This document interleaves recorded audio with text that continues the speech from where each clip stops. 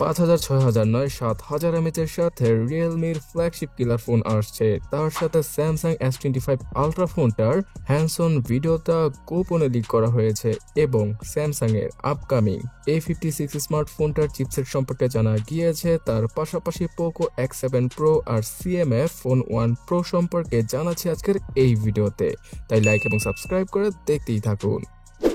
Guys, Samsung এর S সিরিজের ultra ফোনটা সবার উপরে থাকে প্রতিবারই, আর এবার জানুয়ারি মাসের প্রথম সপ্তাহের মধ্যেই স্যামসাং তাদের S25 সিরিজের তিনটা ফোনকে আনবে। এর মধ্যে S25 আলট্রা ফোনটার ফার্স্ট হ্যান্ডস-অন ভিডিওটা লিক করা হয়েছে, আর এখান থেকে আমরা জানতে পারছি যে পুরোপুরি ফ্ল্যাট এজের সাথে আসবে স্যামসাং S25 আলট্রা। এই ফোনটার পেছনেও ফ্ল্যাট, সামনেও ফ্ল্যাট, তবে এজেসগুলো হালকা কিছুটা রাউন্ডেড করা হয়েছে। স্ন্যাপড্রাগন 8 এলিট তার পাশাপাশি স্যামসাং এর AI এর নতুন ভার্সনটা এবার আমরা S25 সিরিজে পেয়ে যাব, আর এই ফোনগুলোর প্রাইস আমাদের পকেটের বাইরে, মানে লক্ষ টাকার আশেপাশে। তবে কম বাজেটের মধ্যে, মানে মিড বাজেটের মধ্যে শুধুমাত্র পোকোই ফ্ল্যাগশিপের মতো পারফরমেন্স দিতে পারবে। তাদের X7 Pro স্মার্টফোনটাতে এবার Dimensity 8400 চিপসেটটাকে ইউজ করতে যাচ্ছে তারা, যেটা কিনা অনেক অনেক অনেক পাওয়ারফুল, আর এটার আন্তত বেঞ্চমার্কের স্কোর 18 লক্ষ থেকে 20 লক্ষের কাছাকাছি হতে পারে, যেটা কিনা অ্যামেজিং।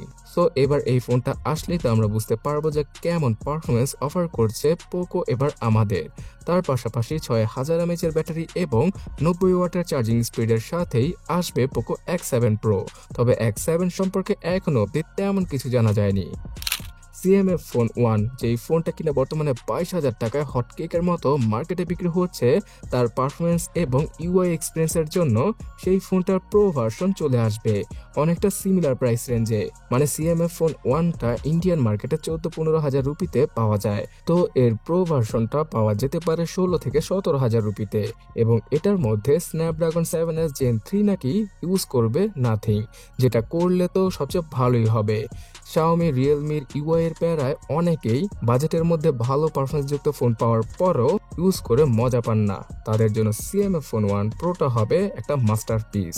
তবে এবার যদি 50 মেগাপিক্সেলের মেইন ক্যামেরার সাথে 8 মেগাপিক্সেলের আল্ট্রা ওয়াইডকে যুক্ত করা যায় তাহলে মন্দ হবে না। কি বলেন আপনারা? অবশ্যই কমেন্টে জানাবেন। স্যামসাং গ্যালাক্সি A54 এবং A55 দুইটা ফোনই মারাত্মক লেভেলের জনপ্রিয় ছিল, যদিও কিনা এদের অফিসিয়াল প্রাইস বাংলাদেশে উল্টাপাল্টা, মানে 60 থেকে 70 হাজার টাকার আশেপাশে, কিন্তু আনঅফিসিয়াল ভাবে 40 হাজার টাকার নিচেই মার্কেট কাঁপাচ্ছে এগুলো। তো এদের সাকসেসর A56 এর ফার্স্ট রেন্ডার ইমেজটা সামনে চলে এসেছে। ক্যামেরা বাম্পটা আসলে আমার কাছে ভালো লাগছে না। পুরনো স্যামসাং এর মডেলগুলোতে এইরকম ক্যামেরা বাম্প ছিল, তো সেই পুরনো বাম্পটাকে কিছুটা বড় করে এবার এখানে দেওয়া হয়েছে। পেছনে ট্রিপল ক্যামেরা সেটআপ এবং চিপসেট হিসেবে Exynos এর 1580 এই চিপটাকে নাকি ইউজ করবে স্যামসাং, যেটার পারফরমেন্স কেমন হবে সেটা তো এখন অব্দি বলা যাচ্ছে না। তবে মিডিয়াটেক অথবা কোয়ালকমের কোনো চিপসেটকে ইউজ করলে 1000 গুণে বেটার হতো, কারণ গেমিং এর দিক দিয়ে এই সিরিজের ফোনগুলো সবসময় পিছিয়ে, তাছাড়া হিটিং ইস্যু থাকে। তবে সফটওয়্যার অপটিমাইজেশনের জন্যই স্যামসাং এর A50 সিরিজের ফোনগুলো মার্কেট কাঁপিয়ে থাকে। অলরাইট, সবার শেষে জানাচ্ছি আমার একটা ফেভারিট ফোন সম্পর্কে, মানে রিয়েলমি Neo 7 অথবা GT Neo 7, যেটা কিনা গ্লোবাল মার্কেট অথবা ইন্ডিয়ান মার্কেটে রিয়েলমি GT7T অথবা S নামে আসবে।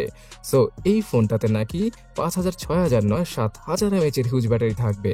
তো আমার মতো হয়তো আপনারাও ভাবছেন যে এটা অনেক মোটাসোটা একটা ফোন হবে, আসলে তেমনটা নয়। সিলিকন কার্বনের এই ব্যাটারিটা অনেক বেশি পাতলা হবে, মানে কম জায়গার মধ্যে বেশি ক্যাপাসিটি দিতে পারবে, যার কারণে কিনা 8.5 অথবা 9 মিলিমিটারের মতো থিকনেস থাকবে Neo 7 স্মার্টফোনটায়। আর এটার মধ্যে Dimensity 9300কে ইউজ করা হবে, যেটা কিনা অনেক অনেক অনেক বেশি পাওয়ারফুল। মানে স্ন্যাপড্রাগন 8 Gen 3 সাথেই মার্কেটে এসেছিল 9300, এবং এটার পারফরমেন্স মাথা নষ্ট করার মতো। তার পাশাপাশি যেই বাজেটে কিনা এই ফোনটা লঞ্চ হবে চাইনিজ মার্কেটে, সেটা তো কল্পনার বাইরে। শুধুমাত্র 28 থেকে শুরু করে 32 হাজার টাকার ভেতরে চাইনিজ মার্কেটে এই রকম পাওয়ারফুল এবং বড় ব্যাটারি যুক্ত স্মার্টফোন আসবে, যেটা কিনা গ্লোবাল মার্কেটেও চলে আসবে।